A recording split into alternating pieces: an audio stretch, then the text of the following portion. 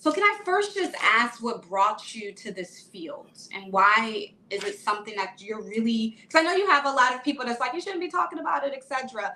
Why is this really important to drive forward in the Muslim community, these topics?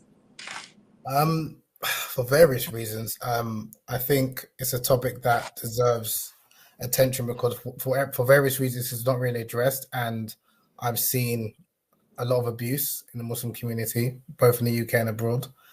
And oftentimes, unfortunately, it's women that are on the receiving end, whether they are Muslim or non-Muslim. I know of a number of women who have left the religion or were thinking about becoming Muslim, but because of the malpractices, especially of so-called religious people, they've just it's left a bad stain in the minds and the mouths of a number of people. I was born and bred in a Muslim household, but I wasn't always practicing, so I understood the religion, but I wasn't really ready to kind of follow the deen properly, shall we say. But what was instilled in me from a relatively young age is to have principles and ethics. So even if you are dating in a relationship, you should be very transparent in terms of where you are. So even if I was in a relationship with someone who was a not Muslim, non-Muslim, or even a Muslim, they're very clear. I was very clear in terms of what my intentions were. And I was surprised when I started to become a bit more religious in my early 20s that a number of so-called religious people had a lot of the knowledge and will speak Arabic and have the appearance, shall we say. The amount of manipulation that I saw or abuse, twisting hadiths and certain interpretations just solely for the sake of their own sexual gratification. I always wondered, okay, is that what the religion actually teaches, or is this just like a interpretation? But I'll be honest, it's quite widespread. So that's why I was always like, okay, when I read about the life of the Prophet Muhammad, peace be upon him, I don't really see that. But in a number of interpretations of certain statements from certain scholars and other preachers, had this idea that women are just there purely for male gratification. So I wanted to really understand, because I'm always a curious person, where did this kind of come from, where did this emanate from? And a personal story that I will share. So when I was, I think I was like 20, in my, so it's in the UK, we call it university. I think in America, it's like college. And that's when I became a bit more religious, shall we say. I was seeing someone at the time, she wasn't Muslim, but I also used to attend like the ISOC or MSA, and they'll give obviously like lectures and things like that in my local masjid. And I was told, obviously, I knew zina was haram and stuff like that, dating is haram, and but I wanted to further my studies. And I was thinking, obviously, going abroad, and I was speaking to my brother who was giving me advice, and he was telling me, oh, that this girl that you're seeing, you have to either marry her or, you have to stop seeing her. I was like, okay, out of religious sincerity, I was thinking of, okay, maybe let's get married. I brought her along to speak to this brother, and then he said, oh, you're not actually allowed to marry her. And he quoted a verse from the Quran saying that, if you've had relations before outside of marriage, you're not allowed to marry another woman you've had like committed zina with or what have you. Okay, so our religious sincerity cut her off completely, didn't speak to her. Fast forward a couple of years, when I was in Egypt now studying, she reached out to me on Facebook, just seeing how I am or whatever. I hadn't spoken to her for like a year and a half.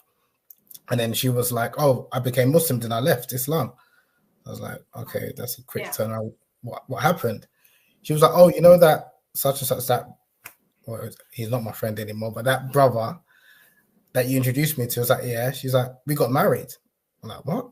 And then so what happened was, after I stopped speaking to her, he reached out to her. I don't know how he got her. He obviously knew her name. He reached out to her, and then we started to giving her da'wah. And she was interested, because I knew she was kind of interested in Islam before when I was seeing her, but she was interested in Islam.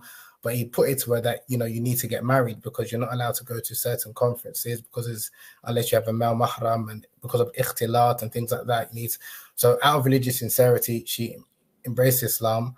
And he put himself forward as the only candidate to marry her. He married her, but he was also married, but he didn't tell her at the time. He married her, and for her dowry, her wedding gift, he gave her a copy of the Quran from the mosque. So you can even afford to buy a copy of the Quran and a fillet of fish sandwich from McDonald's. And I'm not exaggerating. I'm not joking. A fish sandwich from McDonald's? A fillet of fish sandwich. Oh, that's new. Okay. Yeah.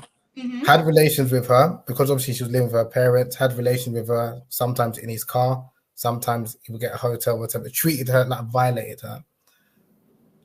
I think they divorced within like 4 or 5 months.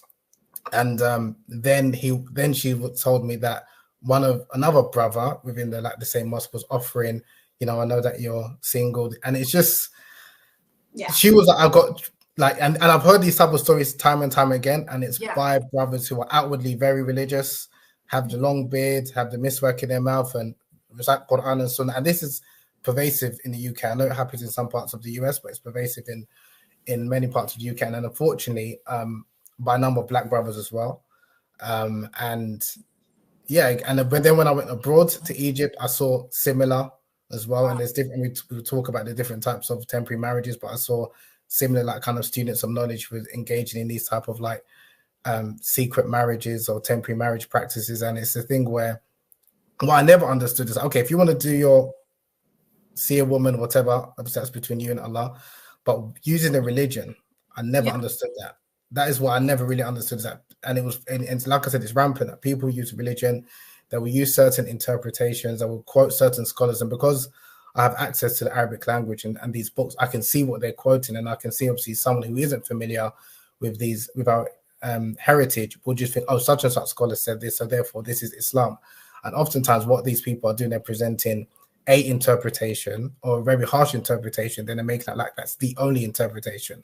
So someone who's none the wiser will think, okay, this is Islam because this person's quoted the Quran, quoted maybe a hadith, and given an interpretation, and people aren't able to differentiate between, is this an interpretation? Is this one of many interpretations? And do I have to agree with this interpretation or this fatwa? So again, there's a lot of abuse, and a lot of brothers know about this. This has been happening for years. This isn't a new phenomenon. I know that, I think you mentioned, I think on one of your posts, that it's something that you've recently were familiar with. This has been happening for many, many years, like many, many years. A lot of brothers in particular know about this. Many are silent because either they have partake in this or they know of people, so they don't want to throw them under the bus. So it's like a conflict of interest. So that's why.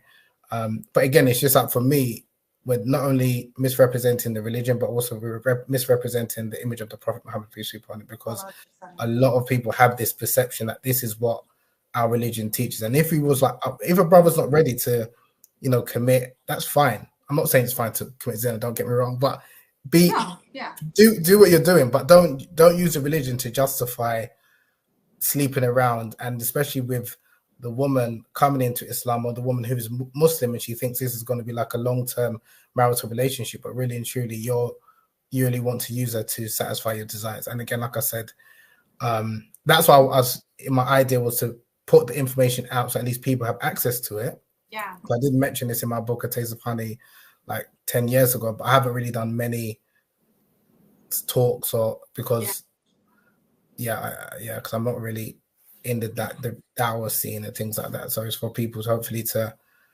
empower themselves with the knowledge and the information that's out there.